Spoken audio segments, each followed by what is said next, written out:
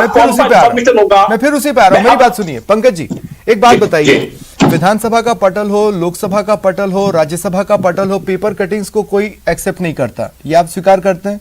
और मैं कह रहा हूं कि अगर इन्हीं पेपर कटिंग्स के आधार पर आप राज्य सरकार को बोलना चाहते हैं, तो जब यही पेपर कटिंग्स केंद्र सरकार को गलत ठहराती है ऑक्सीजन देने में, रेमडेसिविर देने में, तब केंद्र क्यों नहीं मान लेती कि सही है?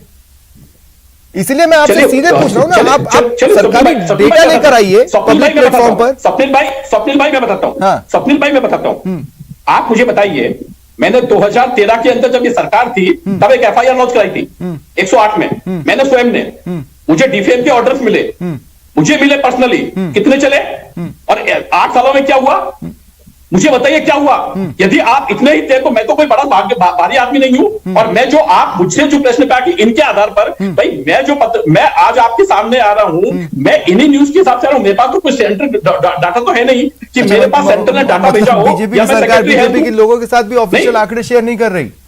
हाँ, सेक्रेटरी हेल्थ तो हूं नहीं मैं कि जो डाटा, यदि देखिए बीजेपी के आंकड़े नहीं होते साहब, सरकार के आंकड़े होते हैं। यदि सरकार के आंकड़े यदि शेयर होंगे, देखिए स्वप्निल भाई, शेयर होंगे तो सबके साथ होंगे, चाहे वो बीजेपी का कार्यकर्ता हो, चाहे वो आम आदमी हो। उसी तो शेयरिंग का इंतजार कर रहा हूं मैं, ये पहला डिबेट थोड़ी है जब ये इशू उठा रहा हूं कि आखिर क्यों चीजों को इतना ढका छिपा कर रखा गया है। आरसी जी, मुझे एक बात बताइए, अगर आप ये कह रहे हैं कि राज्यों को डिफेम किया जा रहा है, तो आपको ट्विटर पे ट्वीट करना चाहिए था, या फिर संविधान जो आपको अधिकार देता है उसके तहत किसी सबसे सुप्रीम बॉडी के संरक्षण में जाना चाहिए था?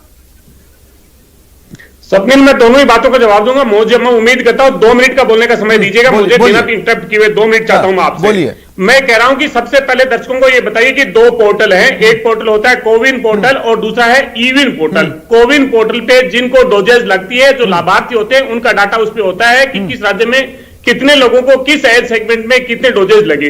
दूसरा ईवन पोर्टल है, ईवन पोर्टल पे केंद्र की सरकार कितने वैक्सीन राज्यों को दी, किस किस सेंटर पे गई और किस सेंटर पे कितनी वैक्सीन है, ये पूरा जो डाटा है वो केंद्र की सरकार मॉनिटर करती है। केंद्र की सरकार के 26 मई 2021 के आंकड़े के अनुसार कोविन जो पोर्टल है जिसपे लोगों को लाभार्थी डोज लगे, वो 1,63,67,230 लोगों को वैक्सीनेट किया। और जो ईविन ऐप है जिसपे ट्रैक करती है केंद्र की सरकार जो डोजेज को, कि किस सेंटर पे कितनी कमी हो रही है, कौन से बंद हो रहे थे और किस सेंटर पे कितने डोज हमने भेजे, इसी आधार पे जो जिलों की जो गणना की थी उसमें 1,70,01,220 वहां पे 295 डोजेज की डबल एंट्री की, जो हमारे स्वास्थ्य मंत्री की तत्परता, माननीय मुख्यमंत्री की संवेदनशीलता और अधिकारियों की संवेदनशीलता की वजह से उसको ट्रैक किया और केंद्र सरकार को हमने वापस कहा। लेकिन मैं आपके माध्यम से ये पूछना चाहता हूं कि गजेंद्र सिंह शेखावत केंद्रीय मंत्री है, भारतीय जनता पार्टी की राष्ट्रीय नेता है, वो राजस्थान के हेल्थ वर्कर्स को, जो राजस्थान की हर परिस्थिति के अंदर नंबर 1 पे रखते हैं, ठीक है, उनको डिफेम करने की इतनी तत्परता क्या रही? बहुत शॉर्ट में रिबफ कीजिएगा, मुझे और भी लोगों से सवाल पूछना है। मैं आपको 10 सेकंड दे रहा हूं पंकज जी, सीधे मुद्दे की बात बोलिए, क्या बोल रहे हैं? मुद्दे की बात यह है कि मुद्दे की बात है कि ये लोगों का ध्यान भटकाने के लिए 5 दिन तक खुर्सियां बटोरने के लिए लोगों को डिफेम करने के लिए काम किया इन्होंने। छत्तीसगढ़ झारखंड कभी 2 मिनट रुकिए बात, पंकज जी जल्दी से बोलिए अपनी बात को। 2% है, 2 मिनट बात कीजिए। हाँ, पंकज जी 5% है, 1% से कम वेस्टेज है। मैं कह रहा हूं कि जिन लोगों 18 से 44 का जो फेज है, 18 पंकज जी बोलिए, मुझे फिर आगे भी डिबेट बढ़ानी है। आरसी जी 2 मिनट रुकिए, पंकज जी जल्दी से बोले। बीच में बोलते रहेंगे। हाँ पंकज जी जल्दी से बोले, क्या बोल रहे हैं? मैं कह रहा हूं कि अब आपको मैं कह रहा हूं कि जिन लोगों के फर्जी नामों से यदि आपने कहा कि इन लोगों की एंट्रियां नहीं हुई है, उनके नाम जो है कृपया करके 4 नाम या 40 नाम जो है, पर ये कोविड में कैसे छाप सकते हैं सर? वहां पर तो आपकी टीम बैठी है, ये कोविड में कैसे? ठीक है, चलिए ठीक है।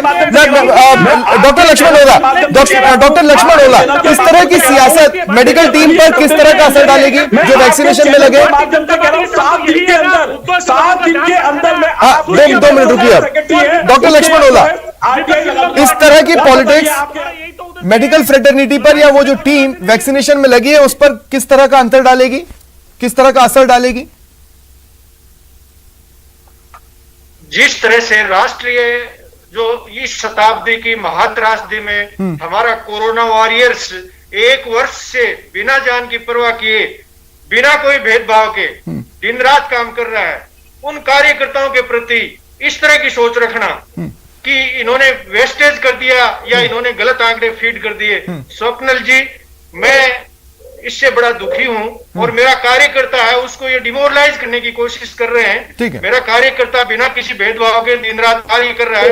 और आप देख रहे हैं कि हमारे माननीय मुख्यमंत्री बीमार होते, स्वास्थ्य ठीक नहीं होते हुए सुबह ठीक है डॉक्टर लक्ष्मण, मैं अवधेश जी, मेरा देखिए, मैं एक टेक्स्ट बार बार चला रहा हूं और मैं उस बात को क्लियर कट कहना चाहता हूं, सच न जाने नंबर टेढ़ा, 2 नंबर नहीं हो सकते, कोई एक ही नंबर पॉसिबल है। और फिलहाल चूंकि शुरुआत से चीजें सिंगल चेन के पास रही हैं, हमें नहीं पता असलियत क्या है। का कोई बोलने का मौका दे तो हम पूरी बताने के लिए तैयार हैं। पूरा डाटा है हमारे पास में।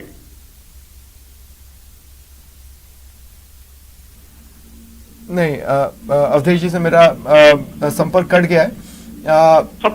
स्वप्निल, एक मैं बात बताऊं, आप अगर मुझे आरसी जी बेहद संक्षेप में बोलिए, क्या बोलना चाहते हैं आप, बेहद संक्षेप में। स्वप्निल जी, एक वाइल आती है, उसके अंदर 10 लोग वैक्सीनेट होते हैं।